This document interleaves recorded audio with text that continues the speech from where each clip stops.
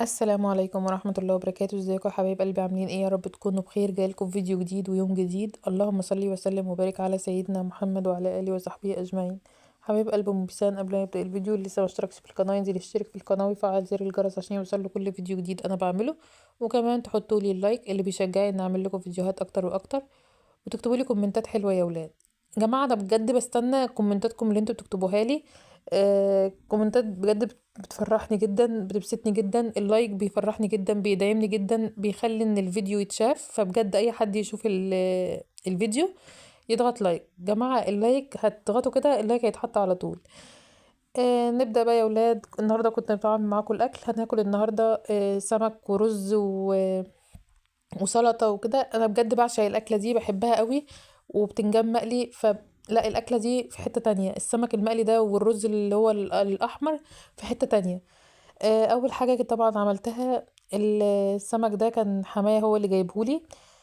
هو يا جماعة لما بيجيب لي سمك بيجيبه يعني ايه مش متنضف، بيجيبه بحاله كده وانا اللي بنضفه. طبعا وقت التنظيف ده بياخد مني وقت كبير قوي قوي. انا يا جماعه بعرف انضفه وكل حاجه، والموضوع يعني مش صعب بالنسبه لي وكده. بس هو صعب في حاجه واحده بس، ان بيسان ما بتخلينيش ابقى واقفه براحتي، ابقى واقفه اخد راحتي. يعني تنظيف السمك طالما مسكت السمك ما بحبش اغسل ايدي كل شويه واروح اعمل حاجه، لا يعني. آه طالما عملت ايدي بالسمك، يعني ما اعملش اي حاجه واخلصه الاول. فطبعا بيسان ما بتسيبليش الفرصه دي. وبعدين ايه، فبستسهل يعني ان يجي من بره متنضف يعني عند الناس وكده. وبعدين يا جماعة كل واحد اضرب شغله، يعني هم بيعملوه ما شاء الله ما شاء الله. ربنا يديهم الصحة يا رب. الناس اللي بينضفوا السمك بيعملوه في ثانية، لان هو ده شغلهم ومتعودين عليه يعني. محدش بيدخل على شغل حد، ومحدش بيعمل الشغل بنفس الطريقة اللي الناس بيعملوها بصراحة يعني. المهم بقى يا جماعة ان انا نضفته كله وشلت القلب طبعا يعني ايه نضفته كويس جدا. وانا بنضفه كنت حاطه في الميه ملح. الملح طبعا بيخليه ينزل كل الدم اللي فيه. شلته بقى من الملح، وبعدين كنت محضره جنبي دقيق وليمون. زي ما قلت لكم ان انا لما بمسك السمك ما بمسكش اي حاجه بعده. وحطيته فيه شويه كده وبعدين شلته وبس كده يا جماعه. اسهل من كده مفيش. هنا بقى كنت هحضر الرز. احنا بنعمل جنب السمك المقلي او جنب الاسماك عموما رز احمر، اللي هو الرز بالتسبيكه الحمرا دي بالطماطم وكده يعني. في ناس طبعا بيعملوه رز صياديه، بس انا يا جماعه بصراحه جربته مره ما حبيتوش خالص، يعني ما حبيتش الرز الصياديه خالص. المهم بقى يا جماعه ان انا جيت حطيت زيت، وقطعت بصلايه صغير كده، قطعتها صغير جدا عشان ما تبانش برضو في طعم في الطماطم يعني. و اللهم صل على سيدنا محمد. عصرت طماطم وصفتها طبعا، زي ما قلت لكم ان انا بحب اصفي الطماطم، لان هي بتحسوها حلوه كده وهي متصفيه، ما تفهموش ليه. المهم بقى ان انا نزلت على البصل بالطماطم بعد ما خد لون كده، وسبتها ايه تتسبك براحتها بقى. غطيتها وسبتها تتسبك براحتها. وهي بتتسبك بقى طبعا انا كنت غاسله السمك وعيناه. هنا بقى كنت غسلته من بالليل يا جماعه. انا كنت غاسله هو كان جايلي الصبح، غسلته بالليل، وده بقى كان تاني يوم. انتوا فاهمين طبعا ما اقدرش اعمل ده كله في يوم واحد مع وجود بيسان كمان. المهم بقى ان هنا كنت زي ما قلت لكم ان انا هقلي بتنجان. انا بحب البتنجان مقلي قوي قوي قوي جنب اي اكله، وخصوصا بقى اكله السمك دي. يعني اكله السمك والرز جنبها بتنجان، دي حاجه بقى ايه لازمه، يعني لازم بتنجان. فجبت بقى البتنجان اللي انا كنت عيناه وقطعته وفتحته. وهنا برضو الطاسه دي يا جماعه انا كنت قاليه مكانها بتنجان برضو، يعني انا اسفه يا جماعه جه تليفون. المهم يا جماعه كنت بقول لكم ان الزيت ده كان مقلي قبله يعني بتنجان برضو، فمرتوش ما رميتوش بصراحه، وقلت هقلي كمان مره. هنا بقى البتنجان كان احمر. انا برضو كنت قليه كميه كبيره، يعني بعد الكميه دي انا قليت تاني، لان زي ما قلت لكم بحبه قوي. وبسان كمان طول ما هو مقلي ومحطوط كده بتحب تاكله جدا. بسان طالعه زيي. انا كنت برضو بعمل مع ماما كده، يعني ايه كنت بحب ان هي تقلي البتنجان، اقوم واخده القليه واكلاه. المهم بقى يا جماعه ان انا كنت بحضر كل حاجه قبل ما بقلي السمك. يعني حضرت البتنجان. آه وهنا بقى كنت بقطع السلطه. طبعا برضو من الحاجات اللي لازم تتاكل جنب السمك والرز طبق السلطه. طبق السلطه يا جماعه، عفوا يا اخواتي، انا بحب احط فيه طماطم والحاجات الاساسيه، يعني طماطم والخيار، والخيار برضو لو مش عندي بعمله من غيرها عادي. وبصل، وبحط الفلفل، ولو عندي بقى فلفل حامي. يا جماعه انا بحب الفلفل الحامي قوي، وبحب ادخله في كل الاكلات. بس طبعا من يوم ما بيسان يعني اتولدت وكده ما بحطهوش في الاكل. بحطه مثلا في سلطه، يعني سلطه مثلا بيسان مش تاكل منها فبحطه فيها. بقليه باكله مقلي كده يعني.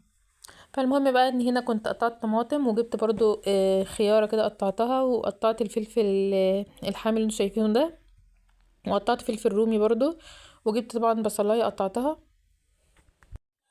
عايزه اقول لكم يا جماعه ان بجد الواحد وهو بيطبخ اكل، بيعمل اكل وهو مزاجه رايق وهو كده باله رايق، بيطلع احلى ما عنده، بيحب يعمل احلى حاجه. فبجد يعني المزاج ده وانتوا بتعملوا اكل حاجه تانية. المهم بقى ان انا جيت هنا حطيت ملح وكمون وليمون. السمك يا جماعة بيحب الليمون والكمون كتير، يعني وانتوا بتعملوا سمك كده حطوا كمون وليمون زي ما، يعني على قد ما تقدروا تحطوا. المهم بقى ان انا بعد ما خلصتها دخلتها التلاجة على طول عشان تسقع برضو، وهي ساقعة برضو بتبقى حلوة. هنا بقى جيت احط اعمل الخلطة اللي هحطها في السمك. جماعة انا بحب زي ما ماما بتعملها بالظبط، اللي هو آه اللهم صل على سيدنا محمد وبارك لنا فيه. توم وكمون وملح. عايزه اقول لكم بقى ان انا وانا بحط الكمون، بدل ما اجيب علبه الكمون جبت علبه الفلفل الاسمر. وللاسف لا قريت اللي عليها ولا بصيت اصلا يعني في لونها ولا اي حاجه، قمت حاطه على طول طلع ان هو فلفل اسمر. فشلت بقى يعني اللي قدرت اشيله طبعا من التوم شلته. التوم ده يا جماعه اللي متفرز عندي، يعني اللي متفرز عندي في الفريزر، بيسهل عليا جدا، ما بيخلينيش اقشر وقت الاكله وكده، لا سهل عليا جدا. المهم بقى ان انا جبت الكمون وحطيت كمون كتير، حطيت ملح